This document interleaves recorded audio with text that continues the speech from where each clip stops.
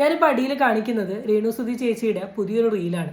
ഈ റീലിൽ പറയുന്ന സിമ്പിളാണ്. കുറേ പേര് എന്നോട് പറയുന്നുണ്ട് രേണുവിൽ നിന്ന് സുധിയുടെ പേരെടുത്ത് കളയാൻ. ഇതെൻ്റെ മാരേജ് സർട്ടിഫിക്കറ്റ് ആണ്, എൻ്റെ ഭർത്താവാണ്, ഞാൻ പേരെടുത്ത് കളയില്ല എന്നൊക്കെയാണ് ചേച്ചി പറയുന്നത്. ചേച്ചിയുടെ ഭർത്താവാണ് സുധി എന്നും നിങ്ങൾ ലീഗലി മാരീഡ് ആണെന്നും ഒന്ന് നമുക്ക് വളരെ ക്ലിയർ ആയിട്ട് അറിയാം. രേണുസുതി ചേച്ചി സുധി എന്ന് പറയുന്ന ഒരു പേര് വിറ്റ് ജീവിക്കുകയാണ് ചെയ്യുന്നത്. രേണുസുതി ചേച്ചിക്ക് സുധി എന്ന് പറയുന്ന വ്യക്തിയോട് ഒരു ആത്മാർത്ഥമായ സ്നേഹമുണ്ട് എന്ന് ആർക്കും തോന്നുന്നില്ല.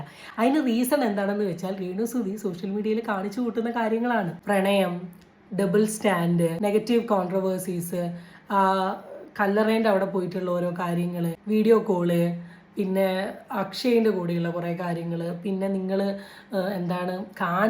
കാണിക്കാൻ വേണ്ടി കാണിച്ചു കൂട്ടുന്ന കുറേ പേക്കൂത്തുകൾ. ഉപരി വേറൊരു കാര്യം ചോദിച്ചോട്ടെ, ആത്മാർത്ഥമായി സ്നേഹിക്കുന്ന കൊല്ലം സുധിയുടെ അമ്മേനെയോ അല്ലെങ്കിൽ ആ കുടുംബത്തിനെയോ കാണാൻ പോയിട്ട് എത്ര കാലമായി?